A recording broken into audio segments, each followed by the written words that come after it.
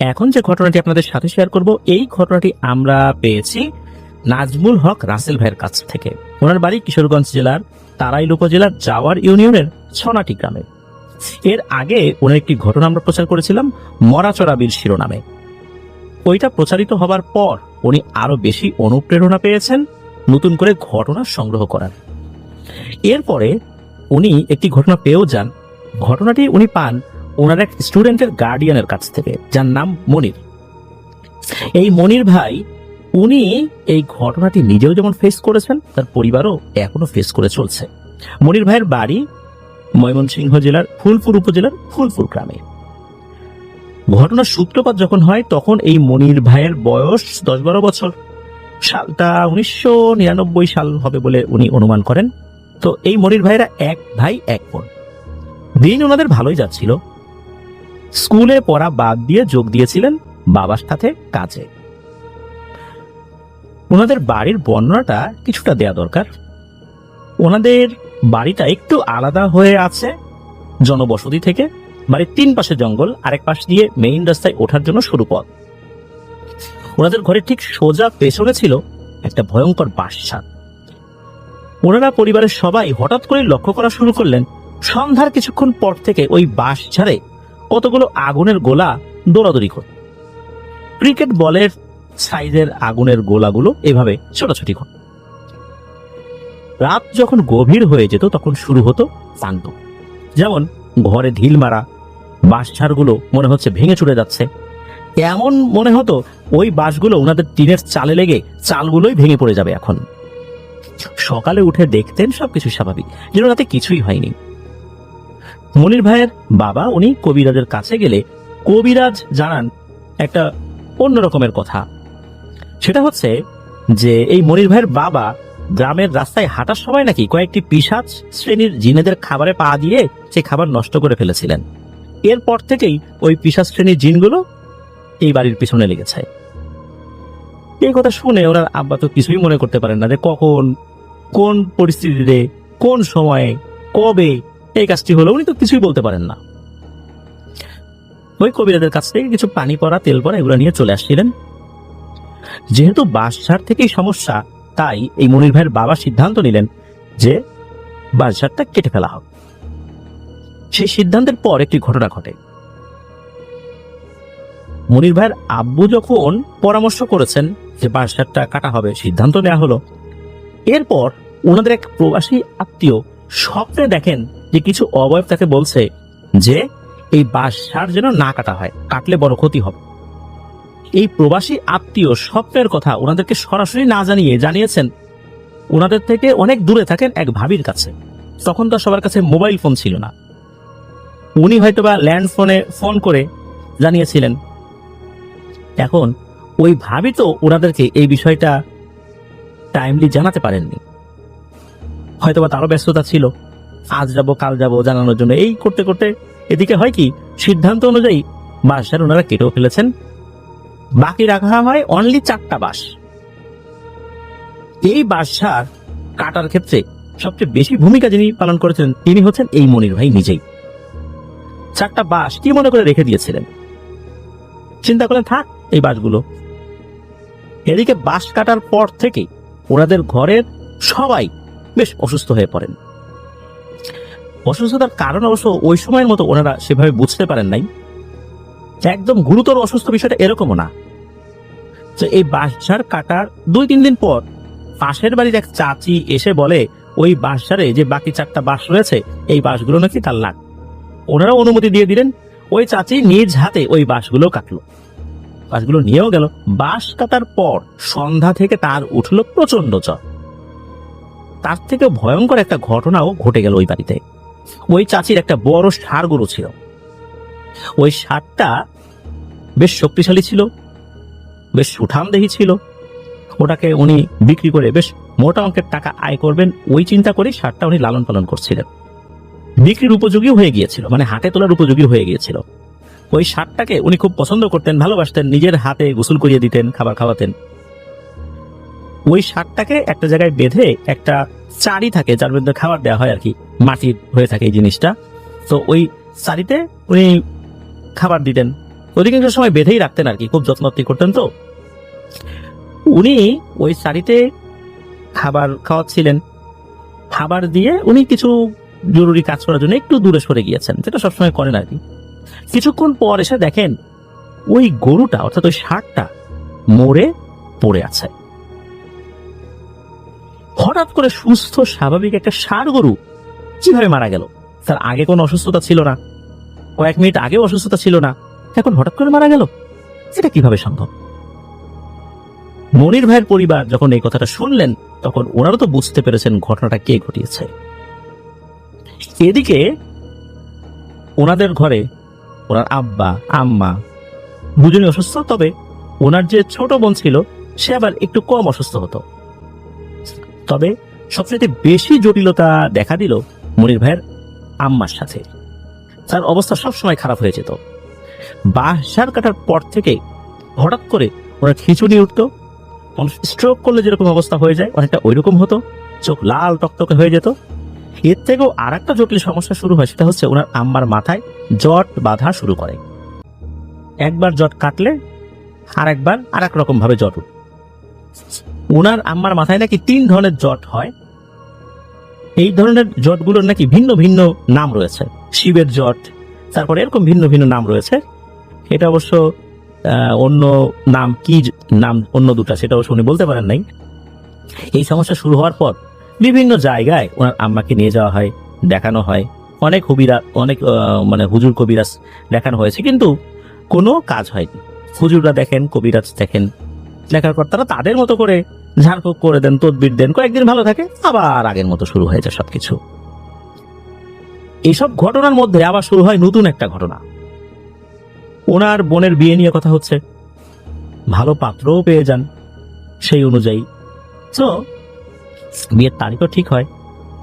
বোনের যেদিন বিয়ের আর অল্প কিছুদিন বাকি, কোথা থেকে যেন একটা মেয়ে আসছে ওনাদের বাড়িতে বেড়াতে। সে পরিচয় দেয় সে তার বোনের বান্ধবী।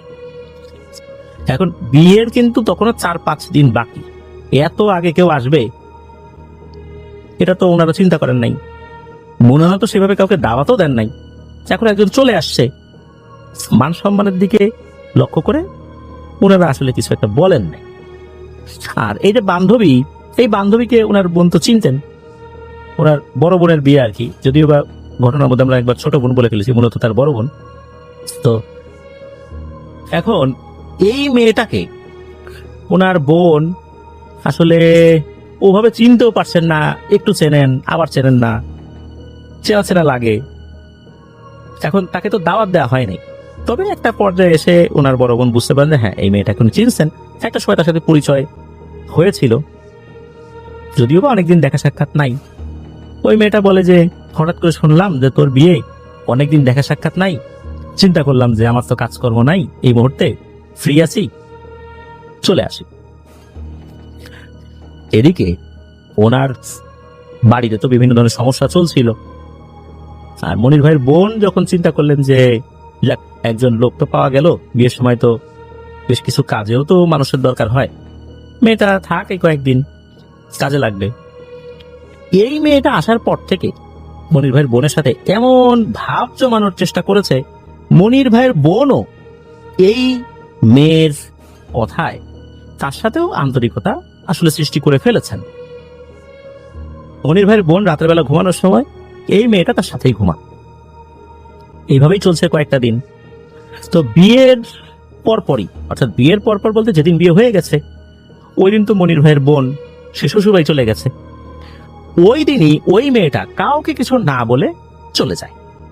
এমন ঘটনা ঘটার পর মনির ভাই, ওনার আব্বা আম্মা ওনারা চিন্তা করেছেন যে বিয়ের বাড়িতে তো আসলে অনেক লোকজন থাকে, অনেক আত্মীয় স্বজন থাকে, তাকে তো আসলে অনেকেই চেনে না, হয়তোবা লজ্জা শরমে চলে গেছে, যাওয়ার সময় কাউকে বলে যেতে পারে নাই। এটা নিয়ে আসলে ওনারা ওরকম কোনো চিন্তা ভাবনা করেন নাই ওইভাবে। তবে অদ্ভুত ব্যাপার হচ্ছে মনির ভাইয়ের বোন উনি যখন বিয়ের পর শ্বশুর বাড়িতে চলে যাবেন ওই অবস্থাতে ওই মেয়েটার খোঁজ করেছিলেন, ওই মেয়েটাকে পাওয়া যায়নি। আজব ব্যাপার, উনি নিজেও অবাক হন যে মেয়েটা 4-5 দিন থাকলো আমার সাথে, কত কথা বললাম, এখন আমি শ্বশুর বাড়ি চলে যাচ্ছি বিয়ের পর, মেয়েটা নাই। যাই হোক, উনি ওইভাবে আর এটা নিয়ে চিন্তা ভাবনা করার সময় পান নাই। বাপের বাড়ি ছেড়ে উনি শ্বশুর বাড়ি চলে যাচ্ছেন, মন টন তো খারাপ থাকবে, এটাই স্বাভাবিক। এই জন্য এটা নিয়ে আসলে অত কথা বলা, অত চিন্তা ভাবনা করার মতো মানসিকতা তার ওই সময়ের প্রেক্ষাপটে ছিল না। উনি তো শ্বশুর বাড়ি চলে গেছেন। কয়েকদিনের মধ্যে শুরু হয় ভয়ঙ্কর কিছু ঘটনা।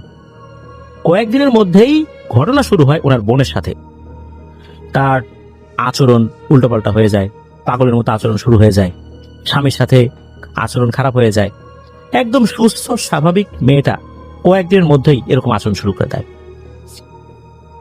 বোনের হাজবেন্ড তিনি এই মনির ভাইয়ের বোনকে মনির ভাইদের বাড়িতে পাঠিয়ে দেন এই অবস্থার কারণে, কারণ কোনোভাবেই তাকে রাখা যাচ্ছে না ওখানে। এই ঘটনার পর ওনারা চিন্তা করেছেন যে ওই যে বাঁশ কাটা হয়েছে, তারপরে আগে থেকে কিছু সমস্যা তো চলছে, হয়তোবা এই কারণেই এই সমস্যার সূত্রপাত হয়েছে। তারপরও ওনারা এই সমস্যার সমাধানের জন্য ভালো একজন কবিরাজের কাছে গিয়েছেন। কবিরাজ যেটা শোনান, এটা শুনে তো ওনারা একদম তাজ্জব হয়ে যান। কবিরাজ বলেন যে মনির ভাইয়ের বোনের সাথে যে ঘটনা ঘটছে, এটা ওই জিনেদের কাজ না, অন্য আর একটা ঘটনা ঘটেছে, আর এটা ঘটানো হয়েছে। কবিরাজ জানান যে এই মেয়েটাকে ভয়ঙ্কর রকমের কালো জাদু করা হয়েছে। কবিরাজ বলেন যে এই মেয়ের বিয়ের কয়েকদিন আগে একটা মেয়ে আসছিল না, এই মেয়ে মূলত একটা গুপ্তচর ছিল। এই মেয়ে কিছু জিনিস সংগ্রহ করে নিয়ে যায়। যখন মনির ভাইয়ের বোন রাতে ঘুমিয়েছে ওই মেয়ের সাথে, তখন ওই সময়টাতে ওই মেয়ে মনির ভাইয়ের বোনের মাথার চুলের কিছু অংশ কেটে নিয়েছে, তার নখের কিছু অংশ কেটে নিয়েছে, তার ব্যবহৃত কিছু কাপড় সংগ্রহ করেছে। তার থেকেও ভয়ঙ্কর বিষয় হচ্ছে, বিয়ের দিন এই মনির ভাইয়ের বোনকে যেখানে গোসল করানো হয়েছিল ওই জায়গার কাদামাটি সে একটি কৌটার মধ্যে সংগ্রহ করে নিয়েছিল। আর এই জিনিসগুলো নিয়ে মনির ভাইয়ের খালাতো ভাইকে দিয়েছে। মূলত এই খালাতো ভাই মনির ভাইয়ের বোনের উপর ক্ষিপ্ত হয়ে কমলাকান্দা বা কলমাকান্দা বলে, এটা হয়তোবা ওই নেত্রকোনার ওই দিকের কোন একটা জায়গা আর কি। তো এইখানে বসবাসকারী গারো উপজাতিদের কোনো এক তান্ত্রিককে দিয়ে ভয়ঙ্কর কালো জাদু করানো হয়েছে। তো ওই হুজুর জানান যে এই কালো জাদু কাটানো এই মুহূর্তে সম্ভব নয়, এটা দীর্ঘ সময় লাগবে, তবে তাতে আসলে এই মেয়ের ক্ষতি আরো বেড়ে যাবে। যারা কালো জাদু করেছে তাদেরকে দিয়েই এই সমস্যার সমাধান করতে হবে, এরা এই জাদুর উপকরণ নষ্ট করে দিলে ঠিক হয়ে যাবে। এখন কি আর করা, সেখানে যেতে হবে। যেহেতু ওই জায়গার কথাটা জানিয়ে দিয়েছেন ওই কবিরাজ পুঙ্খানুপুঙ্খভাবে, তখন ওনারা সেখানে যাওয়ার প্রস্তুতি নেন। যখন প্রস্তুতি নিয়েছেন, তখন এই কাজের দায়িত্ব এসে পড়ে মনির ভাইয়ের উপরে। উনি নেত্রকোনার সেই কলমাকান্দাতে যাওয়ার জন্য প্রস্তুতি নিয়েছেন। সেখানে জানো তো ওই উপজাতির নেতৃস্থানীয় ব্যক্তি যিনি, তার সাথে কথা বলেন। তার সাথে কথা বলার পর উনি বলেন যে হ্যাঁ, এরকম একটা ঘটনা তো ঘটছে, আমরা জানি, তবে তুমি তো বাবা আসতে দেরি করে ফেলেছ। ওই জিনিসগুলো যেগুলো দিয়ে জাদু করা হয়েছে এগুলো তো এই কয়েকদিনে নষ্ট হয়ে গেছে। আর এই জিনিসগুলো এত দ্রুত নষ্ট হয়, তেমন একটা জাদু খুবই দ্রুত নষ্ট হয়ে যায়। চুল সহজে নষ্ট হয় না মাটির নিচে থাকলেও, কিন্তু এই জাদু করার পর এগুলো খুব দ্রুত নষ্ট হয়ে যায়। আর এই জিনিসটার সাথে সাথে যেই মেয়ের উপর জাদু করা হয়েছে তার শরীরের বিভিন্ন অঙ্গ প্রত্যঙ্গ, বিশেষ করে ভেতরের যে অর্গানগুলো, সেগুলো নষ্ট হতে থাকে। এই জাদু এখন ঠিক করা তো সম্ভব হবে না।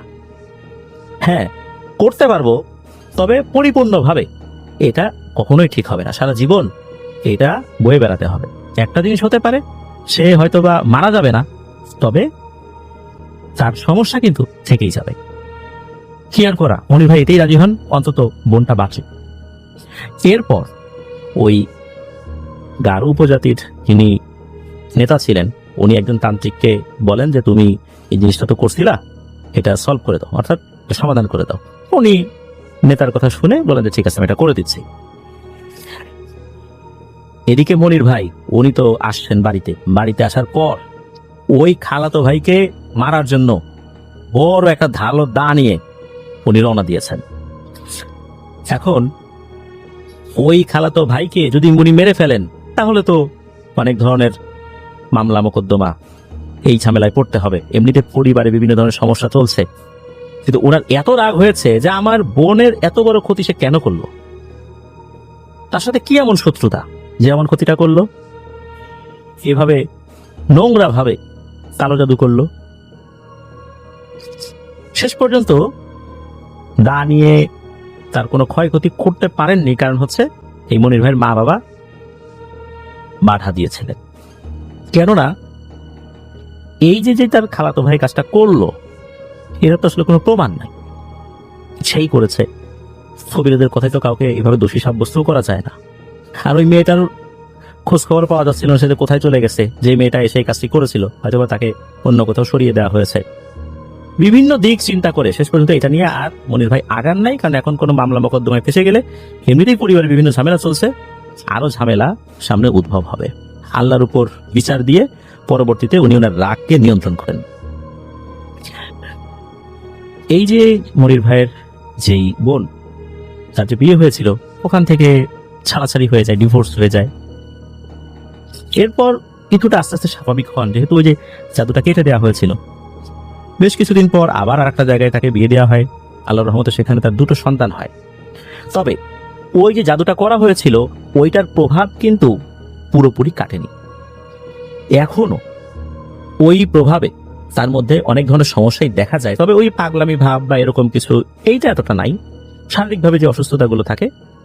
তবে সমস্যা যেটা হলো সেটা হচ্ছে দ্বিতীয় বিয়ের পর মনির ভাইয়ের বোনের সাথে সমস্যা বেশি না হয়ে শুরু হলো তার স্বামীর সাথে। তার স্বামী অস্বাভাবিক আচরণ করা শুরু করলো। এইটা কেন, এটা কেন হলো? জাদু তো হয়েছিল তার বোনের সাথে। পরে জানা গেল আর একটা ভয়ঙ্কর, সেটা হচ্ছে তার বোনের হাজবেন্ডকে, এই হাজবেন্ডের যিনি বড় ভাই, অর্থাৎ তার বোনের হাজবেন্ডের বড় ভাই, এই বড় ভাইয়ের বউ আবার জাদু করেছে সম্পত্তি হাতিয়ে নেওয়ার জন্য। এই কারণেই মূলত তার বোনের হাজবেন্ডের মধ্যে অস্বাভাবিক আচরণ শুরু হয়ে গেছে। প্রিয় লিসেনার্স, দেখুন কি একটা ভয়ঙ্কর ব্যাপার। প্রথমে মনির ভাইয়ের বোনকে জাদু করলো তার খালাতো, প্রথম সংসার ধ্বংস হয়ে গেল। আবার দ্বিতীয় বিয়ে হলো, সেখানে স্বাভাবিকভাবে সবকিছু চলছিল, 2টো সন্তানও হলো আল্লাহর রহমতে আলহামদুলিল্লাহ। এরপরে জাদু করলো কে? তার হাজবেন্ডেরই বড় ভাইয়ের বউ। তাকে মেরে ফেললে সব সম্পত্তি তাদের হাতে চলে আসবে। তো এই যে সমস্যাটা, এই সমস্যাটা এখনো চলমান রয়েছে। এখনো ওই বাঁশ ঝাড়ের পিশাচগুলো লেগে আছে। মাঝে মাঝেই এই মনির ভাইয়ের চোখ নাকি খুব ভয়ঙ্কর রকম লাল হয়ে যায়। তার শরীরেও বিভিন্ন ধরনের উপসর্গ এখন দেখা যায়। এখনো তার মাকে সুস্থ করার জন্য চেষ্টা করেই যাচ্ছেন। উনি বর্তমানে ময়মনসিংহের ভালুকাতে একটি গার্মেন্টসে কর্মরত রয়েছেন এই মনির ভাই। এটাই ছিল ঘটনা। প্রিয় লিসেনার্স, একবার ভাবুন যে মানুষের আচরণ বা বিভিন্ন বিষয়গুলো কতটা নিচে নামলে এই কাজগুলো একজন আরেকজনের উপর করতে পারে। এই ঘটনার মধ্যে কিন্তু অনেক কিছু শিক্ষণীয় ব্যাপার রয়েছে। শুরুটা হলো কিন্তু অদ্ভুত একটা ব্যাপার দিয়ে, যিনি করেছেন তিনি বলতেও পারেন না কিভাবে এটা হয়েছে। মানে মনির ভাইয়ের আব্বা, উনি কিভাবে পিশাচদের খাবার নষ্ট করেছেন উনি জানেন না। এরপর থেকে শুরু হলো বাঁশঝাড়ে ওই পিশাচদের উৎপাত। তারপর বাঁশঝাড় কাটা হলো, এরপর আবার তার বোনের উপর কালো জাদু করা হলো, সংসার ধ্বংস হয়ে গেল। দ্বিতীয় বিয়ে হলো, সেখানে তার স্বামীর উপরে কালো জাদু করেছে তার স্বামীর বড় ভাইয়ের বউ। কিভাবে একটা পরিবারকে ধ্বংস করে দেওয়া যায়, এই ঘটনার মধ্যে কিন্তু আমরা সেটা জানতে পারলাম। আল্লাহ আমাদেরকে হেফাজত করুন। প্রিয় লিসেনার্স, আমরা সবসময় সতর্ক থাকার চেষ্টা করব। আমি মাঝে মাঝে বলি, যিনি কালো জাদু বিশ্বাস করেন না তাকে ক্ষতি করা সবচাইতে সহজ কাজ। কেননা তিনি তো বুঝতে পারবেন না সমস্যাটা কি, উনি ডাক্তারের কাছে দৌড়াবেন।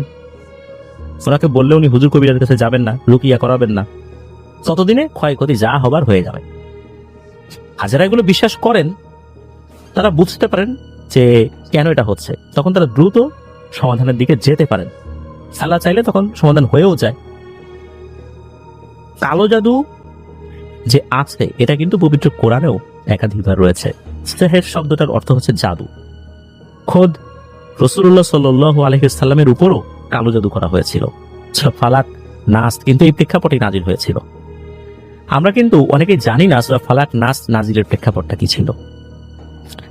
আর এই না জানার কারণে আমাদের মধ্যে অনেক মুসলিম ভাইরা রয়েছেন যারা কোরআন পড়েন, হাদিস পড়েন, কোরআন হাদিস বিশ্বাস করেন, অথচ কালো জাদুর বিষয়টা বিশ্বাস করতে চান না। তাবিজ করে যে কারো ক্ষতি করা যায় এটা বিশ্বাস করতে চান না, যে তাবিজের আর কি আছে, তাবিজ কবজ বিশ্বাস করি না। এগুলোতে মানুষকে কতটা ক্ষতি করতে পারে এটা কিন্তু আমাদের আসলে বোধগম্য হয় না, কারণ এগুলো জাদুর উপকরণ। আর জাদু করার ফলে একটা মানুষের শরীরের এত ভয়ঙ্কর ক্ষতি হয়, যিনি জাদুগ্রস্ত হয়েছেন তিনি বুঝতে পারবেন এর যন্ত্রণাটা কতটা ভয়ঙ্কর। আল্লাহ আমাদেরকে হেফাজত করুন। সাল 2015, মানুষ 4 জন, সজীব, রায়হান, সালমান, তারেক, এরা 4 জনই বন্ধু। তারা সবাই খুলনার স্থানীয় এবং রাতের বেলা বাইক নিয়ে ঘোরাফেরা করতে খুবই পছন্দ করে। এই 4 জনের মধ্যে একজন, সে ছিল সবচেয়ে সাহসী এবং যুক্তিবাদী। সে এসব কোনো কিছু আসলে বিশ্বাসই করতে চায় না। সে হচ্ছে সজীব। সে ভূতের গল্প তো একদমই বিশ্বাস করে না, জিন ভূতে তার একদমই বিশ্বাস নাই। মাঝে মাঝে বন্ধুরা মিলে প্রায়ই এই জিনের ঘটনা নিয়ে ঠাট্টা তামাশা করত। একদিন রাতের বেলা আড্ডা দিতে দিতে উঠল রূপসা সেতুর ভয়ের ঘটনা নিয়ে। এটি বাংলাদেশের অন্যতম একটি গুরুত্বপূর্ণ সেতু। রাতের বেলা এক অদ্ভুত সৌন্দর্যে ভরে ওঠে এই সেতুটা। স্থানীয়রা তো বিভিন্ন ধরনের কথা বলে, এই যে রাতের বেলা সেতু নাকি একটা সাদা শাড়ি পরা নারী অবয়বকে দেখা যায়, সে নাকি পথচারীদেরকে সাহায্য করতে চায়। কিন্তু কোনো পথচারী যদি রাজি হয় সাহায্য নিতে, তাহলেই ঘটে যায় ভয়ঙ্কর ঘটনা তার সাথে।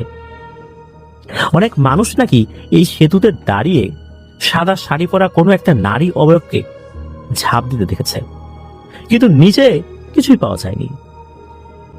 কথিত আছে এই সেতু তৈরির সময় নাকি বেশ কয়েকজন শ্রমিক দুর্ঘটনার শিকার হয়ে মারা গিয়েছিলেন।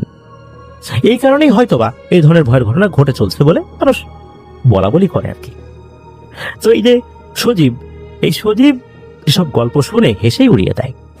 সে বন্ধুদের চ্যালেঞ্জ করলো, বলল চল এক রাত্রে রূপসা সেতুতে যাই, গিয়ে দেখি কে আছে। গভীর রাতে যাব, যাতে করে তখন লোকজন খুব কম থাকে আর এপাশ ওপাশ থেকে গাড়িও আসা যাওয়া কম করে। যত নীরব থাকবে ততই ভূত দেখার সম্ভাবনা বেড়ে যাবে মানুষের বর্ণনা অনুযায়ী। বাকিরা প্রথমে এই প্রস্তাব শুনে একটু ইতস্তত করলেও এই সজীবের সাহস দেখে অন্যরা রাজি হয়ে যায়। তাদের পরিকল্পনা ছিল এক অমাবস্যার রাতে তারা রূপসা সেতুর উপর দীর্ঘক্ষণ কাটাবে। যদি কিছু দেখে তাহলে তো ভালো।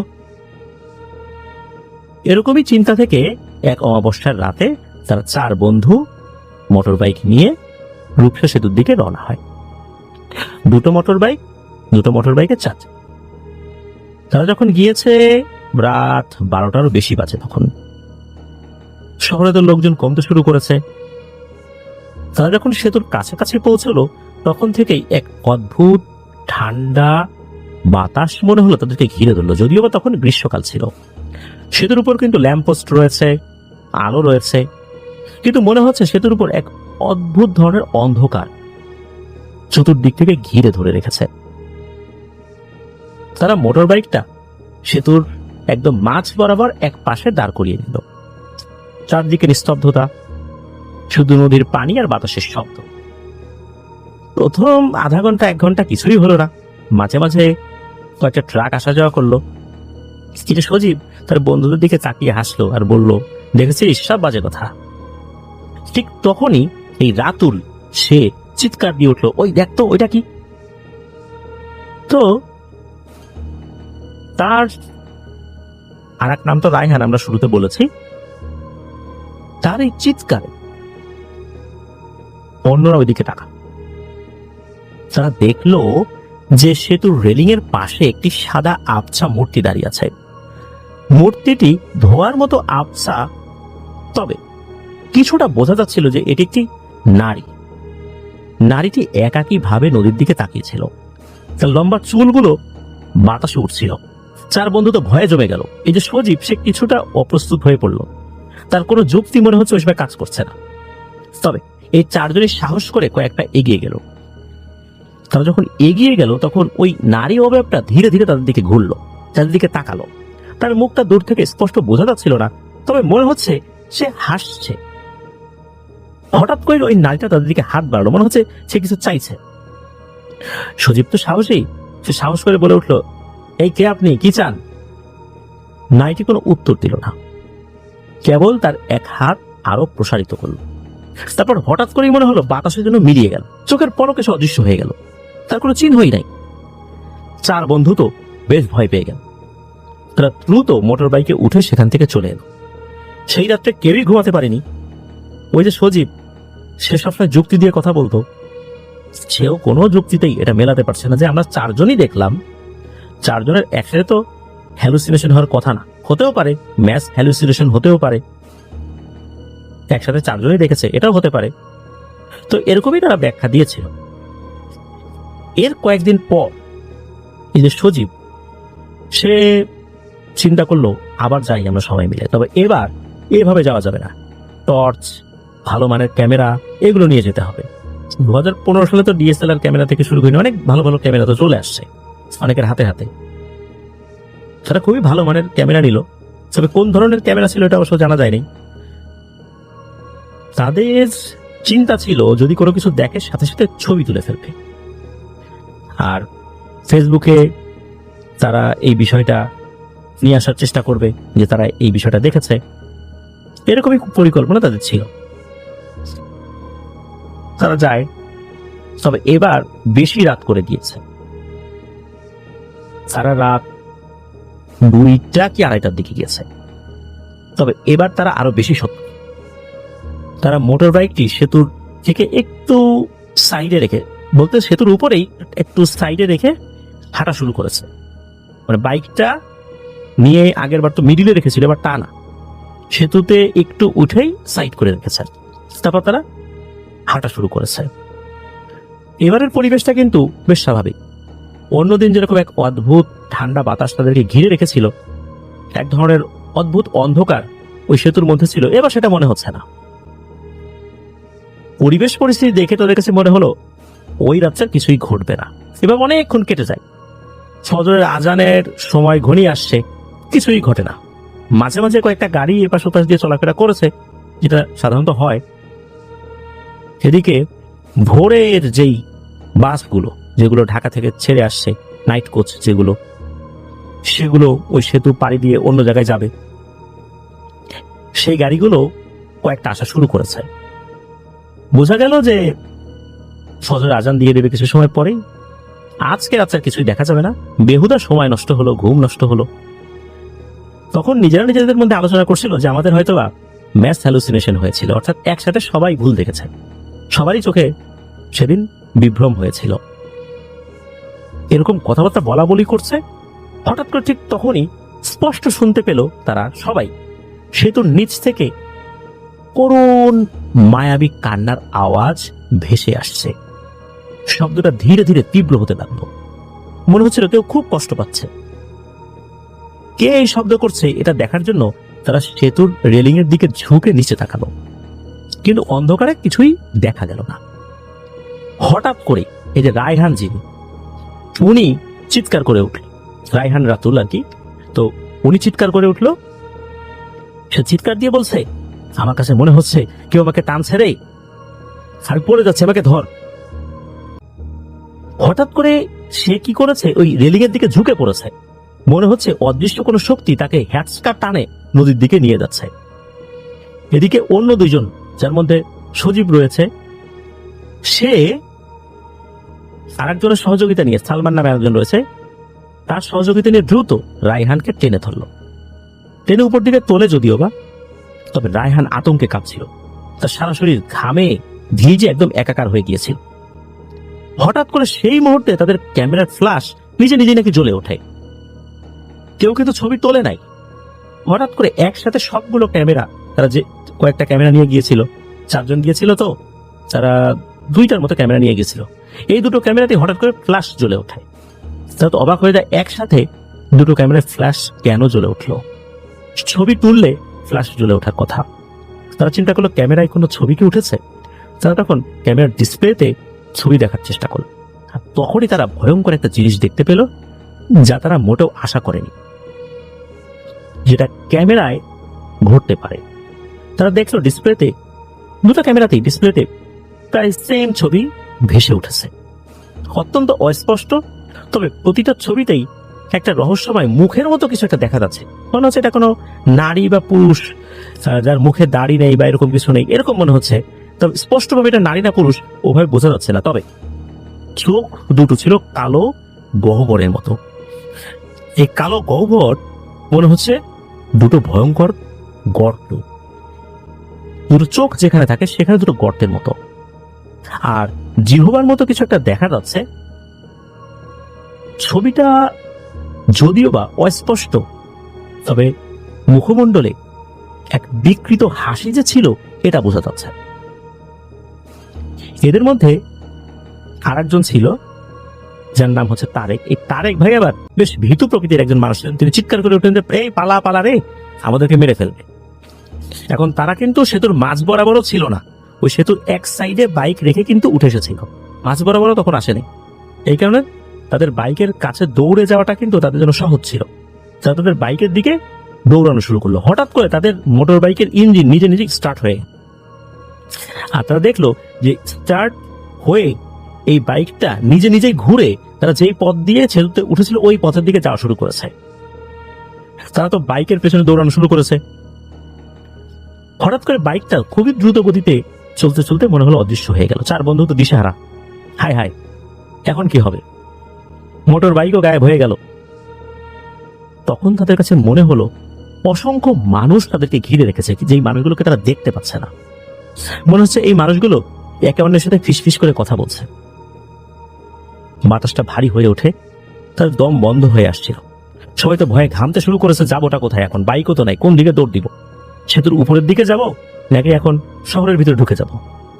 এর মধ্যে কি হয়, এই রায়হান ভাইয়ের বুকে হঠাৎ করে ব্যথা শুরু হয়। সে মাটিতে বসে পড়ে। আর তারেক ভাই, উনি সজীব ভাইকে অনুরোধ করে যে, সজীব কিছু একটা কর, আমরা তো মনে হয় মরেই যাবো এবার। সজীব ভাই নিজেকে শান্ত করার চেষ্টা করলেন। উনি বুঝতে পারছিলেন এটা সাধারণ কোনো ভৌতিক ঘটনা নয়, এটা অন্য রকমের একটা ঘটনা। সে চিৎকার করে বলে উঠলো, আপনারা কে, কি চান আমাদের কাছে? কোনো উত্তর এলো না। তবে ফিসফিসানির শব্দ আরো তীব্র হলো। তখনই তাদের নাকে ভেসে এলো মানুষ পোড়ানোর মতো এক ধরনের বিশ্রী গন্ধ। সজীব ভাই, যে কখনো কোনো কিছু বিশ্বাসই করতো না, সেই মানুষটা এখন জোরে জোরে দোয়া দরুদ পড়া শুরু করেছে। সে যখন দোয়া দরুদ পড়া শুরু করেছে তখন এক অদ্ভুত ঘটনা ঘটলো। বাতাস যেন শান্ত হয়ে গেল, ওই ফিসফিসানির শব্দটাও কমতে লাগলো। মনে হলো তাদের আশেপাশের লোকজনের যে উপস্থিতির ভাবটা ছিল সেটাও কমে আসছে আর কি। ধীরে ধীরে সেতুর পরিবেশটা স্বাভাবিক হতে শুরু করলো। ফজর আজানও দিয়ে দিয়েছে ইতোমধ্যে। অর্থাৎ এই বিষয়টা যে কমে যাচ্ছে, এর কিছুক্ষণ পরেই ফজর আজান দিয়ে দেয়। তারা দ্রুত যে পথ দিয়ে সেতুতে উঠেছিল সেদিকে দৌড়াতে থাকে। দৌড়াতে দৌড়াতে যখন কিছুটা পথ এগিয়ে গিয়েছে তখন তারা দেখে তাদের বাইক দুটো এক পাশে কাত হয়ে পড়ে আছে, তবে ইঞ্জিন বন্ধ। কোনো মতন তারা তো বাইকের কাছে পৌঁছায়, তারপরে বাইক স্টার্ট দেয়। এরপর তারা দ্রুত ওখান থেকে চলে আসে। সবাই যে যার মতো বাড়িতে ফেরত আসে। তবে কয়েকদিন কেউই স্বাভাবিক ছিল না। এদের মধ্যে তারেক যে একটু ভীতু প্রকৃতি, সে ভয়ঙ্করভাবে মানসিকভাবে বিপর্যস্ত হয়ে যায়। রায়হান, সজীব এরা দিনের বেলাতেও আতঙ্কে থাকতো। আর এর মধ্যে এর সালমান নামে যে ছেলেটা, এ আরো বেশি অসুস্থ হয়ে পড়েছিল। তবে সবাই পরিবারকে জানিয়েছিল বিষয়টা। তারা তো তাদের মতো করে হুজুর ডেকে রুকিয়া করানোর চেষ্টা করেছে। আস্তে আস্তে তারা স্বাভাবিক হয়েছেন। এই সমস্যাও তাদের মধ্যে আর বেশি দিন গ্রো করেনি। আল্লাহর রহমতে ওনারা আবার আগের মতো স্বাভাবিক হয়ে যান। তবে ওনারা রাতের বেলা পরখ করার জন্য যে ওখানে ভূত প্রেত আছে কিনা, এইটা দেখার জন্য অন্তত আর কখনো তারা সেতুর উপরে ওঠেন নাই। এটাই ছিল ঘটনা। প্রিয় লিসেনার্স, এবারের ঘটনাটি আমরা যার কাছ থেকে পেয়েছি তার নাম রোমান। ওনার বাড়ি বাগেরহাট জেলার ফকিরহাট উপজেলায়। ওনার গ্রামের নামটি আমাদেরকে দিয়েছেন, সঙ্গত কারণে গ্রামের নামটি উল্লেখ করতে নিষেধ করায় সেটা আমরা বলছি না। ঘটনাটি ওনার বাবার সাথে ঘটে যাওয়া। ওনার বাবা তখন খুলনায় একটি জুট মিলে চাকরি করতেন। ওই জুট মিলটার নাম ছিল আলিম জুট মিল। 1985 সালে ওনার বাবা চাকরি শুরু করেন। চাকরির সুবাদে ওনার বাবার সাথে ওই একই মিলে কর্মরত আরেকজনের সাথে খুবই ভালো সম্পর্ক সৃষ্টি হয়। তো দুজনের মধ্যে বেশ ভালো অন্তরঙ্গ সম্পর্ক। একদিন ওনার বাবা খেয়াল করেন যে ওই ব্যক্তিটা খুবই মন খারাপ করে বসে আছে। যখন রোমান ভাইয়ের বাবা জিজ্ঞেস করেছেন যে কি ভাই ঘটনা কি, তখন উনি বলেন যে ভাই আমার ভাই অসুস্থ, তো আজকে তার অপারেশন। তখন উনি আবার জিজ্ঞেস করছেন যে ও তো কোথায়, কোন হসপিটালে অপারেশন হচ্ছে? তো উনি আবার উত্তর দেন না না, হসপিটালে না, অপারেশন বাসাই হবে, আজকে রাতেই হবে। উনি তো অবাক হয়ে যান যে এ কি বলে, অপারেশন কি আবার বাসায় হয় নাকি? বাসায় কিভাবে অপারেশন করবে? অপারেশন থিয়েটার তো হসপিটালে থাকে, এটা কিভাবে সম্ভব? এটা উনি চিন্তা করলেন। এরপর আবার জিজ্ঞেস করলেন যে তার সমস্যাটা কি, কি হয়েছে? ছোটখাটো কোনো সমস্যা যেটা বাসায় অপারেশন হবে? তখন আবার উত্তর দেওয়া হয়, মানে তাকে উত্তরে বলেন ওই লোকটা যে তার নাড়িতে ঘা হয়েছে, ডাক্তার বলেছে এই লোকটা বাঁচবে না, অর্থাৎ আমার ভাই বাঁচবে না। খুলনার এমন কোন ডাক্তার নাই যে আমি দেখাতে বাদ দিছি, এখন কেমো দিয়ে রাখতে হচ্ছে। তখন রোমান ভাইয়ের বাবা জিজ্ঞেস করলেন, আচ্ছা এত গুরুতর অবস্থা, বাসায় অপারেশন কিভাবে হয়? তখন ওই লোকটা বলেন, আচ্ছা ভাই বলবো না, আল্লাহর রহমতে সমস্যার সমাধান হোক, এরপর ইনশাল্লাহ বলবো। তখন রোমান ভাইয়ের বাবা কিছু বলেন না। এরপর উনিও বাসায় চলে আসছেন, ওই লোকটা বাসায় চলে গেছে। এর কয়েকদিন পর ওই লোকটা বলে, আলহামদুলিল্লাহ ভাই অপারেশন ভালোভাবে হয়েছে, অনেকটাই সুস্থ আমার ভাই। তখন রোমান ভাইয়ের বাবা সবকিছু জানতে চাইলেন যে ঘটনাটা কি। তখন ওই লোকটা বললেন যে উনি যশোরের নোয়াপাড়ায় একজন হুজুর রয়েছে, তার কাছে আসা যাওয়া করেন, তার কাছ থেকে তালিম নেন, বিভিন্ন ওজিফাগুলো পাঠ করেন। তো সেই হুজুরের নাম বলে অনেকেই চিনে ফেলবেন, এই কারণে হুজুরের নামটি বলেন নাই রোমান ভাই। রোমান ভাইয়ের বাবা বললেন যে হুজুর উনি তোমাকে বিশেষ কোনো কাজে নিয়োজিত করেছেন কি? তখন বললেন যে হ্যাঁ, আমি একটা বিশেষ কাজ করি, প্রতি বৃহস্পতিবার রাতে আমার কাছে এক বক্স টাকা আসে, মূলত এই বক্সটা আমার কাছেই থাকে। বৃহস্পতিবারের দিন এই বক্স আমি খুলি, কে দেয় টাকা, কোত্থেকে আসে টাকা এটা আমি ঠিক বলতে পারি না, আমি খুলনার টুটপাড়া কবরস্থানে এই টাকাটা পৌঁছে দিয়ে আসি। হুজুর এই বক্স দিয়েছে, হুজুর বলতে পারবে এই টাকাটা কোত্থেকে আসে, আমার জানার এখতিয়ার নাই, আমি শুধু সপ্তাহের ওই নির্দিষ্ট দিয়ে খুলি, আর এই টাকাটা কবরস্থানে গিয়ে দিয়ে আসি, ওখানে একটা দান বক্স আছে সেখানে দিয়ে আসি, কবরস্থানের উন্নয়নের জন্য ওইটার বিভিন্ন কাজ রয়েছে সেগুলোর জন্য এই টাকাটা ব্যবহৃত হয়। আর ওই হুজুরের কাছেই নাকি ওই ব্যক্তিটা তার ভাইয়ের বিষয়টা জানিয়েছিলেন। হুজুর প্রথম দিন শোনার পরে যেমন কোনো কথা বলেননি, বলেছিলেন যে এই বিষয়ে দেখি পরবর্তীতে আমি তোমার সাথে কথা বলবো। এর কয়েকদিন পর ওই হুজুর ওই ব্যক্তির সাথে কথা বলেন এবং বলেন যে যদি তুমি অনুমতি দাও তাহলে আমি কি কোনো ডাক্তার জিন দিয়ে তোমার ভাইয়ের চিকিৎসা করাতে পারি, যদি তারা এটা সমাধান করতে পারে। তখন ওই ব্যক্তি বলেন হ্যাঁ ঠিক আছে হুজুর, আপনি যেহেতু বলছেন আপনি এটার সমাধানের জন্য চেষ্টা চলতে বা চালাতে পারেন, এটা চেষ্টা চলতে পারে কিভাবে তাকে সুস্থ করা যায়। তখন হুজুর বললেন যে আজকে রাত্রে তোমার ভাইকে একা একা ঘুমাতে বলবা, ভালো করে ঘর বাড়ি পরিষ্কার করে রাখবা, এতটুকুই বলেছিলেন আর কি। হুজুরের কথা মতো ওই রাত্রে ওই ব্যক্তি তার ভাইকে একা রুমে ঘুমাতে দিয়েছেন, আর রাতের বেলা কাউকে ওই রুমে যেতেও বারণ করে দিয়েছেন। ওই রাতে তেমন কিছু হয় নাই। 2 দিন পর হুজুর দেখা করতে বলেছিলেন, তো 2 দিন পর গিয়েছেন। এরপর হুজুর বলেন যে আল্লাহর রহমতে তোমার ভাই সুস্থ হয়ে যাবে ইনশাল্লাহ, জিনেরা দেখে আসছে, আর আসছে শুক্রবার রাতে তোমার ভাইয়ের অপারেশন করা হবে। তুমি তোমার ভাইকে একটা রুমে রাখবা, আর রাতে যাই কিছু হোক না কেন ওই রুমে যাবা না, আর 9 কেজি মিষ্টি আর কিছু ফল রাখবা, আর ঘরে আগরবাতি জ্বালিয়ে রাখবা। তো কথা মতো উনি সেই কাজগুলো করেছেন। ওই রাত্রে ওনারা কেউই ঘুমাচ্ছিলেন, কেননা রাত্রে কি হবে না হবে, ওই যে অপারেশন হবে এটাই কিন্তু এই রোমান ভাইয়ের বাবাকে বলেছিলেন। তো ওনার ভাইকে একটা রুমে রেখেছেন, যে ধরনের ইনস্ট্রাকশন দেওয়া হয়েছে সেটা ওনারা ফলো করেছেন। তো রাত যখন মোটামুটি 12টার বেশি বাজে, হঠাৎ করে ওই ঘর থেকে ফিস ফিস ফিস ফিস শব্দ, মনে হচ্ছে যে 5-6 জন লোক কথা বলছে উচ্চ স্বরে, কেউ ফিস ফিস করে কথা বলে যেরকমটা শোনা যায়, অনেকটা মনে হচ্ছে যে কারো গলা যদি ফ্যাস ফেসে হয়, এরকম কয়েকজন ব্যক্তি যদি একসাথে কথা বলে যেরকম শব্দ, ওই রকম কিছুটা আর কি। তো এই কথাগুলো বোঝা যায় না যে কি বলছে না বলছে। ওনারা বুঝতে পারছেন যে কিছু একটা হচ্ছে। এদিকে অপেক্ষা করতে করতে ওনারা কখন যেন ঘুমিয়ে পড়েছেন, নিজেও টের পান নাই। হঠাৎ করে মনে হচ্ছে যে ওই ঘরের মধ্যে ধস্তাধস্তির আওয়াজ, মনে হচ্ছে মারামারি চলছে। এরকমটা হওয়ার কথা না, এখানে তো সবাই ভালো জিন, আর হুজুর তাদেরকে পাঠিয়েছেন, এমনটা তো হওয়ার কথা না। এদিকে তার ভাই তো অসুস্থ, কোনো বিপদ আপদ হলো কিনা, হতে পারে যে ওই জিনগুলো চলে গেছে, এরপরে ওইখানে কোনো একটা সমস্যা হচ্ছে, ওনার ভাই হঠাৎ করে অসুস্থ হয়ে হাত পা ছোড়াছুড়ি করছেন, এমনটা তো হতে পারে। এই চিন্তা থেকেই মূলত ওই ব্যক্তি ওই ঘরে যান। ঘরে গিয়েছেন যদিও বা, উনি চিন্তা করেছেন যে এখন আর কোনো সমস্যা নাই, অন্য কোনো সমস্যা হতে পারে। হুজুর কিন্তু বারণ করেছিলেন, তো উনি তো ওই চিন্তা করে যান নাই। তো উনি যখন ওই ঘরে ঢুকেছেন, ঘরটা ভিতর থেকেও কিন্তু লক করা না, ওনার ভাই তো অসুস্থ, বাইরে থেকে লক করা।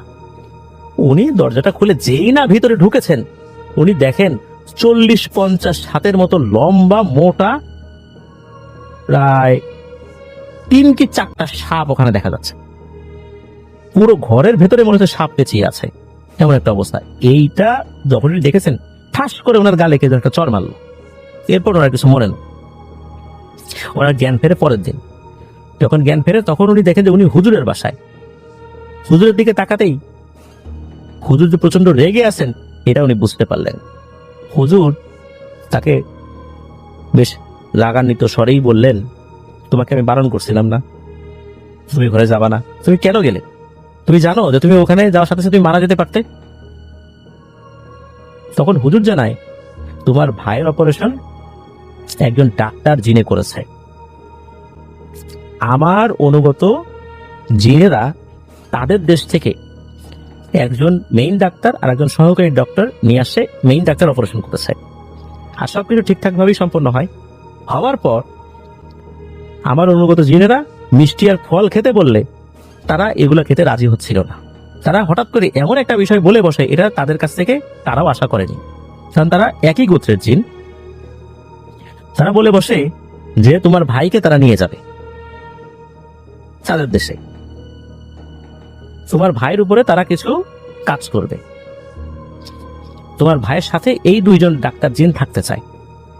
এই কথা বলার পর আবার অনুগত জিনেরা কিন্তু রাগান্বিত হয়, বলেন না হুজুর তো এই কারণে তোমাকে এখানে পাঠায় নাই, আমরা তোমাদেরকে নিয়ে আসলাম তার সাথে তো লেগে থেকে তোমাদের সময় নষ্ট করার জন্য না, এরও সময় নষ্ট করার জন্য না। তুমি কাজ করেছো, তোমাকে ধন্যবাদ, তোমার জন্য হাদিয়ার ব্যবস্থা করা হয়েছে, মিষ্টি রাখা আছে, ফল রাখা আছে, তুমি এটা খাও, এটাকে চলে যাও, এর সাথে তো তোমাদের আর কোনো কাজ নাই, এটা তো তোমাদের সাথে কথা ছিল না। তখন নাকি ওই মেইন যে ডাক্তার জিন সে রাজি হয় না, তখন আর কি বাকবিতণ্ডা হয়। তখন হুজুরের অনুগত একজন জিন আবার গিয়ে হুজুরের কাছে বলছে যে এই ঘটনা, এই ডাক্তার 2 জিন, মেইন ডাক্তার সহকারী ডাক্তার, এরা এখন অন্য সুর ধরছে। এটা বলার সাথে সাথে হুজুর রাগান্বিত হয়, যেন কি এত বড় সাহস, ওদেরকে মানুষের উপকার করার জন্য পাঠাইলাম, এখন অপারেশন করে এর পিছিয়ে আবার লেগে থাকতে চায়, এটা তো ঠিক না। তখন হুজুর কি করেছেন, আরো বেশ কিছু জিনকে পাঠিয়ে ওদেরকে দিয়েছেন বেধড়ক পিটুনি, ওই 2 ডাক্তার জিনকে, এই ধরনের আচরণের কারণে। কারণ এটা তাদের সাথে যায় না, তারা মানুষের উপকার করতে আসছে, অপারেশন করে চলে যাবে, মানুষ তাদের জন্য দোয়া করবে, আল্লাহর রহমত তাদের উপর বর্ষিত হবে। তো এটা কোন ধরনের কথা? তো যখন মারামারি হওয়ার পর তাদেরকে পিটুনি দিয়ে বিদায় করেছে, ঠিক ওই সময় এসে এই ব্যক্তি ঢুকেছে, ওই সময় ঢোকার কথা না, আর তৎক্ষণাৎ তাকে চট দিয়ে অজ্ঞান করে ফেলেছে। তো হুজুর বললেন যে ওই সময় তাদের মন মেজাজ খুব গরম ছিল, তোমার তো হঠাৎ করে ঢোকা ঠিক হয় নাই। তো উনিও বলেন যে হুজুর আমি তো বুঝতে পারি নাই, আমি মনে করছি যে অপারেশনের পর হয়তো বা কোনো একটা সমস্যা হয়েছে, এই জন্য সে ছটফট করছে। তো যাই হোক, এই অপারেশনের পর ওনার ভাইয়ের বুকের উপরে কিন্তু কাটা দাগ ছিল, সেলাইয়ের দাগও ছিল। মজার বিষয় হচ্ছে যে মনে হচ্ছিল যে এই সেলাইটা খুব দ্রুত শুকিয়ে গেছে, এমনটা মনে হচ্ছে আরো 3-4 দিন আগে অপারেশন হয়েছে, সেলাইটাও খুব দ্রুত শুকিয়ে গেছে। আল্লাহর রহমতে এই সমস্যার সমাধান কিন্তু হয়। আর একটা ব্যাপার হচ্ছে যে ওই ঘরে একটা টেবিলের উপর কিছু তরল পদার্থ রাখা ছিল, কিছু ওষুধও ছিল, গাছের ওষুধ। হুজুর বলেন যে এই তরল পদার্থটা গাছের ছাল পাতা দিয়ে তৈরি এক ধরনের ওষুধ, আর ওখানে যে ওষুধটা রাখা আছে এগুলা খেতে হবে একটা বিশেষ পদ্ধতিতে। হুজুর সেই বিষয়গুলো খাওয়াবে কিভাবে রুগীকে সেই বিষয়টা বলেও দিয়েছিলেন। আল্লাহর রহমতে ওনার ভাই সুস্থ হয়ে গিয়েছিলেন, একদম পরিপূর্ণ সুস্থ। জিনেদের দ্বারা অপারেশন তাকে করানো হয়েছিল। আর এরপর এই ঘটনা শোনার পর রোমান ভাইয়ের বাবা যিনি, উনি বলেন ঠিক আছে আমাকেও তার কাছে নিয়ে যাও, এমন একজন বুজুর্গ ব্যক্তির কাছ থেকে আমিও কিছু আমল শিখতে চাই। তাকে যখন নিয়ে যাওয়া হয় তখন হুজুর খুব সাদরে রোমান ভাইয়ের বাবাকে গ্রহণ করেন, বেশ কিছু আমল দেন, অলিফা দেন, আস্তে আস্তে উনি সেগুলো করার চেষ্টা করছিলেন। এরপর উনি একটি ছোট বই দিয়েছিলেন তাকে, বলেছিলেন যে এই বইটা তুমি পড়বা, অন্য লোকের খুব জরুরি দরকার আছে, এটা ধরার দরকার নেই। অর্থাৎ অন্য লোকের এটা ধরা বারণ। চলছিল সবকিছু ঠিকঠাক মতো। একদিন রাতের বেলা মিল থেকে ওনার বাবা বাসায় আসছেন, অর্থাৎ রোমান ভাইয়ের বাবা বাসায় আসছেন। রাত তখন 10টার কিছুটা বেশি। হঠাৎ করে উনি দেখতে পান ওনার সামনে বিশাল লম্বা একজন ব্যক্তি, পাঞ্জাবি পরা, বুব্বা না, মানে নর্মাল যে আমরা ফাড়া পাঞ্জাবি পরি না, এরকম একটা পাঞ্জাবি পরা, হেঁটে হেঁটে আসে, অনেক লম্বা। হঠাৎ করে এই ব্যক্তিকে দেখে উনি চমকে উঠে ওইখানে দাঁড়িয়ে পড়েন। ওই অবয়বটাই রোমান ভাইয়ের বাবার সামনে এসে লম্বা করে একটা সালাম দেন। সালামের উত্তরও রোমান ভাইয়ের বাবা দেন। ওই লম্বা অবয়বটা বলে, তুমি আজকে এই রাস্তা দিয়ে যেও না, সমস্যা হতে পারে, তুমি অন্য রাস্তা দিয়ে যাও। এই কথা শোনার পর রোমান ভাইয়ের বাবা বলেন, জি মোহতারাম, ঠিক আছে, আমি অন্য রাস্তা দিয়ে যাচ্ছি। উনি বুঝতে পারছেন ঘটনাটা কি। উনি অন্য রাস্তা দিয়ে যাওয়া যখন শুরু করেছেন, একটু পর কি যেন মনে করার পিছন দিকে তাকিয়ে দেখেন ওই অবয়বটা নাই। ঠিকঠাক মতো বাসায় চলে আসেন, পথে কোনো সমস্যা হয়নি। আর একদিন রাতের বেলা ওই যে হুজুর, ওই হুজুর, তারপর রোমান ভাইয়ের বাবা আর রোমান ভাইয়ের বাবার সেই বন্ধু, ওই যে অফিসিয়াল যে বন্ধু, তারা এক জায়গায় বসে মানে হুজুরের কাছে গিয়েছেন, অনেক বিষয়ে কথা বলছিলেন আর কি। একটা পর্যায়ে হুজুর অবশ্য নিজের বাসায় ছিলেন না, অন্য একটা জায়গা ছিলেন। তো হুজুর বলছে যে রাত তো অনেক হয়ে গেছে, এখন আমি বাসায় যাই। তখন রোমান ভাইয়ের বাবা বললেন যে হুজুর অনেক তো রাত হলো, এত রাত্রে এখন গেলে তো আপনি গাড়ি পাবেন। তখন হুজুর একটু হেসে দিয়ে বললেন যে ইনশাল্লাহ গাড়ি পেয়ে যাব। তখন অন্য দুইজন বললেন চলেন হুজুর, তাহলে আপনাকে একটু এগিয়ে দিয়ে আসি। তো হুজুরকে এগিয়ে দেওয়ার জন্য যখন রাস্তায় এসেছেন, তখন এই হুজুর রোমান ভাইয়ের বাবাকে বলছেন, দেখো তো তুমি কিছু দেখতে পাও কিনা। তখন রোমান ভাইয়ের বাবা বলছেন, না তো হুজুর, আমি তো কিছু দেখতে পাচ্ছি না। তখন হুজুর বলে, আমার শরীরে হাত দাও, এখন দেখো তো কিছু দেখতে পাও কিনা। রোমান ভাইয়ের বাবা হুজুরের শরীরে হাত যখন দিয়েছেন, সামনের দিকে তাকিয়েছেন, উনি তো ভীষণ ভয় পেয়ে গেছেন। উনি দেখেন একটা কুমির, হুবহু একটা কুমির, কিন্তু মানুষের মতো হেঁটে আসছে। তার কিন্তু কুমিরের লেজও রয়েছে, দুই পায়ে হেঁটে আসছে। তার দুই চোখ না, একটা চোখ। এই জিনিসটা দেখে ওনার বাবা তো ভয় পেয়ে গেছেন। হুজুর তো বুঝতে পারছেন উনি কি দেখছেন। হুজুর বলতে, ভয় পেও না, এই জিনিসটা আমাদের কোনো ক্ষতি করবে না, ওই এমনিতেই চলে যাবে। এর মধ্যে দেখা গেল ওই অবয়বটা মুহূর্তেই ভ্যানিশ হয়ে গেছে। আর এর মধ্যে একটা গাড়িও চলে আসছে। তো হুজুর বলেন যে এই যে গাড়ি চলে আসছে, এখন আমি যাই। এই বলে উনি গাড়িতে উঠে পড়েছেন। আর রোমান ভাইয়ের বাবা আর ওনার বাবার বন্ধু যে যার মতো বাড়িতে চলে আসেন। এই যে হুজুর ওনার বাবাকে একটা বই দিয়েছেন, এটা ধরা তো বারণ ছিল। একদিন ওনার মা ঘর পরিষ্কার করতে করতে ওই বইটা দেখতে পান। তো রোমান ভাইয়ের মা কৌতূহলী হয়ে যায়, না বইটা ধরেছে। মনে হলো উনি হাই ভোল্টেজের কারেন্টের শক খেয়েছেন। কারেন্টের শক খেলে আমাদের পুরো শরীর যেমন ঝাঁকুনি দিয়ে ওঠে, ওই রকম একটা ঝাঁকুনি তার লাগে। আর এই ঝাঁকুনি যখন লেগেছে, উনি ঘরের এক পাশে পড়ে গিয়েছেন, থরথর করে কাঁপাকাঁপি শুরু করে দিয়েছেন। এরপর উনি কিছুটা স্বাভাবিক হয়ে দ্রুত ঘর থেকে বের হয়ে যান। যখন রোমান ভাইয়ের বাবা বাসায় আসছেন, তখন ওর বাবাকে এই বিষয়টা বলেছেন। ওর বাবা তো খুব রাগারাগি করছে যে তুমি এই জিনিসটা কেন ধরলে, আগেই তো নিষেধ করেছিলাম যে ধরবান, কি দরকার ছিল ধরার। যাই হোক, ওই ঘটনা ও পর্যন্তই, এটা নিয়ে আর পরে সমস্যা হয়নি। 1988 সালে ওনাদের এলাকায় বেশ বড় একটা ঝড় হয়েছিল। ওই ঝড় কি বারে হয়েছিল, কয় তারিখে হয়েছিল, এই বিষয়টা অবশ্য রোমান ভাইয়ের মায়ের খুব ভালো করে মনে নাই, এই জন্য বলতে পারেন নাই। তবে ওই রাতে একটা অদ্ভুত ঘটনা ঘটেছিল। সেটা হচ্ছে যে ওই রাতে রোমান ভাইয়ের আব্বা আম্মা যেই রুমে বসেছিলেন, হঠাৎ করে রোমান ভাইয়ের আব্বা বলছেন রোমান ভাইয়ের মাকে, এই তাড়াতাড়ি এই রুম থেকে অন্য জায়গায় চলে যাই চলো। ওনারা দ্রুত ওই রুম থেকে যখন অন্য রুমে গিয়েছেন, মাত্র কয়েক মিনিট পর ওই রুমের উপর ধপাস করে বড় একটা গাছ এসে ভেঙে পড়ে।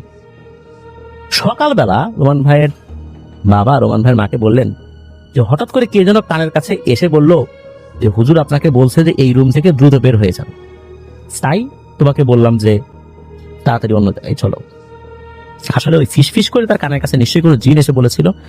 হুজুর কেন হঠাৎ করে এই খবরটা দেওয়ার জন্য ওই জিনকে পাঠিয়েছিলেন এটা কিন্তু ওনারা বুঝতে পারেন নাই। আর ওখান থেকে সরে আসার পর কেনই বা হঠাৎ করে গাছ এসে পড়লো, ঝড়ের গাছ এসে পড়তেই পারে, গাছ যে তখন ওখানে এসে পড়বে এই বিষয়টা হুজুর কিভাবে জানলেন? কোনো জিন কি এই গাছটি ফেলেছিল? এই বিষয়টাও নিশ্চিত হওয়া যায় না। একবার হয় কি, রোমান ভাইয়ের বাবার যে বস ওনার অফিসের, তার বাসায় দাওয়াত পেয়েছেন, ওখানে কোনো একটা প্রোগ্রাম হবে আর কি, খুলনার ফুলতলা দামুদা যে জায়গা রয়েছে ওইখানে, ওই তার বসের বাসা। তো সেখানে রাতের বেলা খাওয়া দাওয়া করে অনেকটা সময় তো পার হয়ে গেছে, রাতও হয়ে গেছে। তো বাবা তো বাসার দিকে আসছেন, ওনার হাতে একটা টর্চ লাইট ছিল, উনি হাঁটছেন, হঠাৎ করে খেয়াল করে ওনার সামনে একজন মহিলা হাঁটছে লাল শাড়ি পরা। ওনার বাবা এক সাইড দিয়ে পাশ কাটিয়ে চলে যেতে চেয়েছেন আগে আগে, তো উনি যখনই একটা সাইড দেন ওই মহিলাও ঠিক সেম ভাবে সামনে চলে আসে, সেও সাইড নিয়ে সামনে চলে আসে। সে আগে আগে হাঁটছে, মনে হচ্ছে সে বুঝতে পারছে পেছন দিকে না তাকিয়ে যে রোমান ভাইয়ের বাবা কোন দিকে সাইড নিচ্ছেন। রোমান ভাইয়ের বাবা তো অবাক যে এই মহিলা কোনোভাবেই তাকে সামনে আগাতে দিচ্ছে না। অনেক সময় দেখা যায় যে আমরা পথ চলার সময় হঠাৎ করে সামনে কোনো লোক চলে আসলে সে ডান দিকে গেছে, আমরাও মনের অজান্তেই ডান দিকে যাই, সে বাম দিকে সরে গেছে, আমরা মনের অজান্তে বাম দিকে সরে যাই। দেখা যাচ্ছে যে দুইজন বারবার এরকম করতে করতে শেষ পর্যন্ত একজনকে ডিফারেন্ট অ্যাঙ্গেলে গিয়েই বের হয়ে যেতে হয়। এরকম কিন্তু অনেক সময় আমাদের সাথে ঘটে থাকে, কিন্তু সেটা হয় মুখোমুখি যখন আমরা হই, তখন একদম উল্টো দিকে, যেখানে কেউ কাউকে দেখেই না, সে উল্টো দিকে ঘুরে আছে, কেউ কাউকে দেখছেই না, সেখানে কিন্তু এমনটা হওয়ার কথা না। মনে হচ্ছে ওই মহিলা ইচ্ছে করে সে এমনটা করছে, ওনার বাবা তো আগাতে পারছে না। কিছুক্ষণ পর বুঝতে পারলেন যে এটা তো স্বাভাবিক কিছু না। একটা মহিলা ঘোমটা পরে হেঁটে যাচ্ছে, সে বুঝতে পারে কিভাবে যে আমি ডানে যাচ্ছি না বাইরে যাচ্ছি, সে বারবার আমার সামনে চলে আসে, আগাতে দেয় না। উনি দ্রুত শরীর বন্ধ করে ফেলেন, দোয়া দূরত পরে। যখন এটা পড়েছেন, পরে এক সাইড দিয়ে হাঁটা শুরু করছেন, তখন দেখেন যে এই মহিলার সামনে আসতে পারছে না। উনি তখন একটু সামনে থেকে এগিয়ে পেছন দিকে যখন খেয়াল করেছেন, মানে ঘুরে তাকিয়েছেন যে এটা কে আসলে, দেখি তো চেহারাটা কেমন, বারবার আমার বিরক্ত করলো। যখন তাকিয়েছেন ওটার দিকে, উনি মারাত্মক ভয় পেয়েছেন। উনি দেখেন এই মহিলার মুখমণ্ডল এত কালো, মনে হচ্ছে একদম কয়লার মতো কালো, আর মহিলার মাথার উপরে অনেক মোটা করে সিঁদুর দেয়া, আর চেহারাটা খুবই বিদ্ভুত। ওই মহিলাটা তখন বলে ওঠে, কিরে কেমন দেখলি আমাকে, আয় এদিকে আয়, এমনটা বলছে আর কি। যখন এই কথা বলেছে তখন কি মনে করে তার পায়ের দিকে নজর যায় রোমান ভাইয়ের বাবার। ওনার বাবা দেখেন যে ওই মহিলাটার পা উল্টো দিকে ঘোরানো। আমরা অনেক সময় শুনি না যে এই ভূত প্রেতদের পা উল্টো দিকে ঘোরানো থাকে, ঠিক তেমনটাই। আর তখন মনে হচ্ছে যে তার পাটা মাটি থেকে কয়েক ইঞ্চি উপরে, শূন্যে সে এক পা সামনে এক পা পিছনে দিয়ে হেঁটে হেঁটে যাচ্ছে, আর সে এগিয়েও যাচ্ছে, পা তার মাটিতে নাই। এইটা দেখার পর ওনার বাবা বেশ ভয় পেয়েছে, যা দোয়া দরুদ আছে তখন উনি সেটাও পড়তে থাকেন। তবে উনি জ্ঞান হারান নাই আল্লাহর রহমতে। উনি আবার তার রাস্তা যেটা ছিল বাড়ির দিকে দৌড়ানো শুরু করেন। ঠিকঠাক মতোই বাসায় পৌঁছে যান উনি। তবে আল্লাহর রহমতে কোনো ধরনের কোনো সমস্যা না হলেও বাড়ির কাছাকাছি যখন চলে আসলেন তখন পাঞ্জাবি পরা একটা লোককে দেখতে পান, স্বাভাবিক গরনেরই একটা লোক। ওই লোকটা দেখে বলে যে ভয় নাই ভয় নাই, আমি চলে আসছি, যাও বাসায় যাও, আর বাসায় গিয়ে হালকা গরম পানি দিয়ে গোসল করে ঘুমিয়ে পড়ো, ইনশাল্লাহ কোনো সমস্যা হবে না। তো ওই লোকটাও কিন্তু উনি চিনতেন না, এই লোকটা কেন আসলো, কোত্থেকে আসলো, হঠাৎ করে বলো ভয় নাই ভয় নাই আমি চলে আসছি। উনি বুঝতে পেরেছে এটা কোনো ভালো জিন হবে। এবার আসি আমরা 2012 সালের একটা ঘটনায়। তখন এই রোমান ভাই ছোট, ওনার বয়স তখন 14 কি 15 বছর। উনি ভয় পেয়েছিলেন ওই সময়। ওই দিন ওনার বাবা মাগরিবের নামাজ বাসায় পড়েছিলেন। ওনার বাবা মাগরিবের নামাজ পড়ে জিকির করতে থাকেন। ওনার একটা অজিফা ছিল, প্রতিদিন মাগরিবের নামাজ পড়ে 25,000 বার একটা দোয়া উনি পড়েন, এরপর ঈশার নামাজ পড়েন। তো মাগরিবের নামাজ তো পড়েছেন। তখন এই রোমান ভাই উনি চিন্তা করলেন যে আমিও বাবার পাশে দাঁড়িয়ে নামাজ পড়ি, যখন রোমান ভাই নামাজ পড়া শুরু করেছেন, হঠাৎ করে ওনাদের রুমের জানালায় নক করার শব্দ হয়, ঠক ঠক ঠক ঠক শব্দ। জাস্ট 2 বার হয়েছে প্রথমে। এটা শুনে চমকে যাচ্ছে, কি ব্যাপার, কি হইল? এর 3-4 মিনিট পর আবারও দরজায় ঠক ঠক ঠক ঠক শব্দ, এটা 4 বার হয়। এটা যখন উনি শুনেছেন, উনি নামাজ শেষ করে দরজাটা খুলেছেন, গিয়ে দেখেন কিছু না। ওনার বাবাকে বললেন যে এই শব্দ হলো যে, গিয়ে দেখি কেউ নাই। ওনার বাবা বললেন যে ও কিছু না, তবে এরকম শব্দ হইলে তোমার দরজা খোলার দরকার নেই। এরপর থেকে প্রতিনিয়ত শোনা যেত মাগরিবের নামাজের সময়, বিশেষ করে মাগরিবের নামাজের পর যখন বাবা জিকির করতে বসতেন, এই দরজায় ঠক ঠক শব্দ হতো। এটা উনি অনেকবার শুনেছেন, ভয়ও পেয়েছেন এই রোমান ভাই। তবে ওনার বাবা বলতেন যে এরকম ঠক ঠক শব্দ কখনো কখনো দুষ্ট জিনেরা জিকির ভঙ্গ করার জন্য করে, আবার ভালো জিনেরা ফজরের নামাজের সময় এসে ঘুম থেকে তুলে দেওয়ার জন্য এরকম শব্দ করে। তবে এটা নিয়ে কোনো ভয় পাওয়া যাবে না।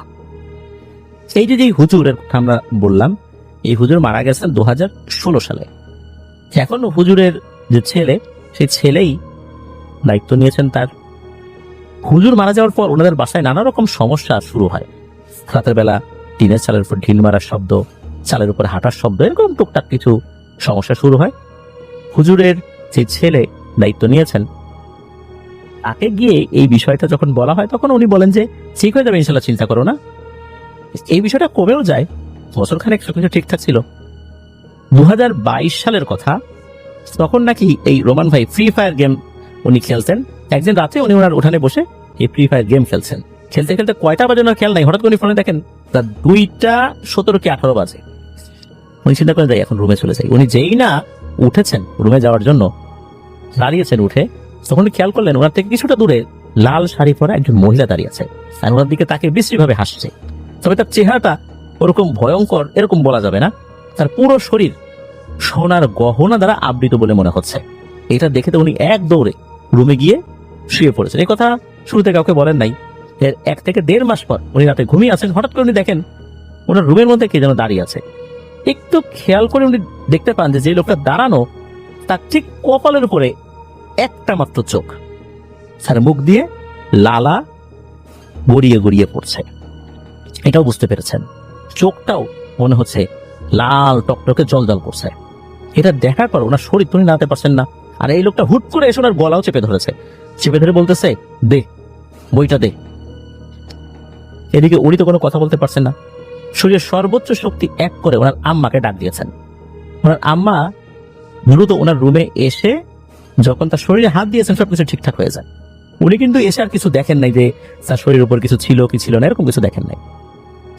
এরপর ওই যে মাসখানেক আগে উনি একটা কিছু দেখেছিলেন লাল শাড়ি পরা, এই বিষয়টাও বলেন, আর এই রাতের কথাও খুলে বলেন যে যেটা হয়েছিল আর কি। এরপর ওনার মা বলে আচ্ছা ঠিক আছে ঘুমাও, সকালবেলা দেখি তোমার বাবাকে বলে এই সমস্যার সমাধান কিভাবে করা যায় এটা নিয়ে আলোচনা করা যাবে। পরের দিন বিকেলবেলা দেখা গেল সেই হুজুরের ছোট ছেলে যিনি এখন দায়িত্বে আছেন আর কি, সেই হুজুর উনি আসছেন ওনাদের বাসায়, এসে বাসা বন্ধ করে দিয়েছেন, ওনার শরীরটাও ঝাড়ফুঁক করে বন্ধ করে দেন। এরপর থেকে আল্লাহর রহমতে এখন পর্যন্ত কোনো সমস্যা হয়নি। তো এটাই ছিল ঘটনা। প্রিয় লিসেনার্স, আশা করছি ঘটনাটি আপনাদের ভালো লেগেছে। ধন্যবাদ জানাচ্ছি রোমান ভাইকে। ঘটনা যেদিন ঘটে ওই দিন এই যে আহমেদ চাচা যিনি, উনি কাজ করতে যান ঢুলিগাতি গ্রামের কোন একটি গৃহস্থালী বাড়িতে। ওই সময় যাদের অনেক ধানি জমি থাকতো, ধান মারাই করতো, ধান ভাঙাতো, তাদেরকে মহাজন বা গৃহস্থ বলা হতো তাদের এলাকায়। এখন অনেক জায়গায় এদেরকে গৃহস্থই বলা হয়। তো ওই বাড়িতে এই আহমেদ চাচা সারাদিন কাজ করেছেন। দিনের কাজ শেষ করে উনি মাগরিবের নামাজ ওই গৃহস্থালী বাড়িতে আদায় করে রওনা হয়েছেন বাড়ির পথ ধরে। তিনি তো হেঁটে যাচ্ছেন, প্রথমে ঢুলিগাতি গ্রাম পার হয়ে মালমগাছা গ্রাম, তারপর তেলিগাতি গ্রাম, সেটাও পার হয়ে উনি চলে আসতে থাকেন। তো তেলিগাতি গ্রাম ভালোভাবে পার হয়েও যান। এ পর্যন্ত আসার পথে কোনো সমস্যা হয়নি। এই পুরো পথের মধ্যে কিন্তু অনেকগুলো ভুতুরে জায়গা উনি পার হয়ে এসেছেন, কিন্তু কোথাও কোনো সমস্যা হয়নি। ওই সময় কিন্তু ওনার কাছে কোনো আলো ছিল না, আর ওই রাতটাও ছিল অমাবস্যা, এটা আবার ওনার জানা ছিল না। ওনার কাছে কিন্তু কোনো টর্চ লাইট ছিল না, টর্চ লাইট জ্বালিয়ে আসবেন। আর ওনার কাছে হারিকেনও ছিল না, হারিকেন ধরে আস্তে আস্তে হেঁটে হেঁটে আসবেন। উনি অন্ধকারের মধ্যেই তো হাঁটাচলা করার অভ্যাস, আর এই পুরো রাস্তা তো ওনার একদম মুখস্থ। চোখ বন্ধ করে হাঁটলেও বলতে পারবেন এই রাস্তা এখন ডানে গিয়েছে, এখন বাঁয়ে গিয়েছে। তো উনি ওনার মতো করে তো হাঁটছেন কোনো ধরনের সমস্যা ছাড়াই। উনি তেলিগাতি গ্রামের শেষ সীমানাটাও পার হয়ে গিয়েছেন। এরপর তিনি প্রবেশ করেছেন চাপড়ি নামক গ্রামে। এই চাপড়ি গ্রামের ঘটনা কিন্তু এর আগে আমরা বলেছিলাম। ওই গ্রামের কিন্তু একটি কুখ্যাত গোল বাগান ছিল, যেই বাগানে ভয় পেয়ে অনেকে নাকি মারাও গেছেন। তো এই আহমেদ চাচা উনি চাপড়ি গ্রামের মেঠো পথ দিয়ে হাঁটছেন। হাঁটতে হাঁটতে উনি পৌঁছে গেলেন একটা ভয়ানক কবরস্থানের কাছে। কবরস্থানটি ছিল গ্রামের মেঠো পথের একদম পাশেই। বর্তমানে ওই জায়গায় একটা ডাক্তারের চেম্বার রয়েছে। সেই ডাক্তারের নাম হচ্ছে ডাক্তার মিজানুর রহমান। উনি একজন ভালো ডক্টর। তো তার চেম্বারটাই ওই কবরস্থানের পাশে। যদিও বা এই রাস্তাটা এখন নাকি পিচ ঢালাই হয়ে গেছে, বেশ ভালো রাস্তা। এই ডাক্তার সাহেবের চেম্বারের আশেপাশে ওই কবরস্থানটি ছিল। তো আহমেদ চাচা হাঁটছেন। হাঁটতে হাঁটতে হঠাৎ সামনে তাকিয়ে দেখেন মেঠো পথের ঠিক মাঝ বরাবর আড়াআড়ি ভাবে কাফনে মোড়ানো একটা লাশ রাখা। ওই রাতটা কিন্তু অমাবস্যার ছিল, কিন্তু এই কাফনে মোড়ানো লাশটা একদম স্পষ্ট ভাবে দেখা যাচ্ছে। মনে হচ্ছে এটার উপরে কোনো একটা জায়গা থেকে আলো ফেলা হয়েছে, কিন্তু আলোটা আদতে ফেলা হয়েছে নাকি হয় নাই এটা স্পষ্টভাবে বোঝা না গেলেও মনে হচ্ছে এর উপরে আলো জ্বলছে। আর এই আলোটা শুধু ওই লাশের মাথা থেকে পা পর্যন্ত বিস্তৃত, যা ওই লাশটিকে আরো স্পষ্ট করে দেখাচ্ছে। উনি এখন কি করবেন? যাওয়ার তো জায়গা নাই। ওনার বাড়ি তখনও কিন্তু প্রায় 2 মাইল দূরে। এই মেঠো পথটাই ওনার বাড়িতে যাওয়ার একমাত্র রাস্তা। রাস্তার পাশে খাল রয়েছে। উনি তো বুঝতে পারছেন ঘটনা কি। এখন কি যে করবেন কোনো সিদ্ধান্ত নিতে পারছেন না। আশেপাশে কোনো বাড়িঘরও নাই যে চিৎকার দিয়ে কাউকে ডাকবেন। ওই সমস্ত ওই জায়গাগুলোতে ওই সময়ের প্রেক্ষাপটে আর কি বিরাট বিরাট গাছপালা আর জঙ্গলে ভরপুর ছিল। তিনি তো ভয় পেয়েছেন, চিন্তা করলেন বাড়িতে তো যেতেই হবে যদি বাঁচতে হয়। উনি একটা বিষয় খেয়াল করেন, লাশটা কিন্তু আড়াআড়ি ভাবে শুয়ে আছে, নড়াচড়া তো করছে না, কিন্তু মাথার দিকে কিছুটা জায়গা ফাঁকা রয়েছে, অর্থাৎ ওই পাশ দিয়ে কোনোভাবে হেঁটে পার হওয়া যায়।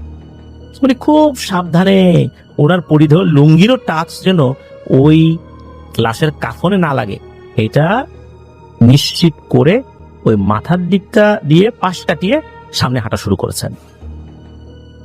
এইবার উনি যখন হাঁটা শুরু করেছেন তখন বুঝতে পারছেন ঘটনা তো আবারও শুরু হয়ে গেছে। পেছন থেকে ধূপ ধাপ করে পায়ের আওয়াজ। কেমন আওয়াজ? কেউ যদি মাটির উপর দিয়ে দৌড়াতে দৌড়াতে পেছন থেকে কাউকে ধরতে আসে, যাকে ধরতে আসছে ওই ব্যক্তি কিন্তু পেছন থেকে এই ধূপ ধাপ আওয়াজটা শুনতে পায়। এটা যখন একদম কাছে চলে আসে তখনও বোঝা যায় যে এখনই ধরে ফেলবে। ওনার কাছে মনে হচ্ছে যে ধূপ ধাপ আওয়াজ করতে করতে একদম তার শরীরের সাথে কাজ লেগে যাবে এমন একটা ভাব, বা ধাক্কা লেগে যাবে এমন একটা ভাব। তখন আর লাগে না, ধাক্কা টাচ লাগে। মনে হচ্ছে এক্ষুনি তাকে জাপটে ধরে একদম পিছনে মেরে ফেলবে। কিছু সময় পর পর এরকম আওয়াজ হচ্ছে, কিন্তু তাকে টাচও করে না, ধরেও না। মনে হচ্ছে কোনো এক অদৃশ্য শক্তি এই জিনিসটাকে বাধা দিচ্ছে।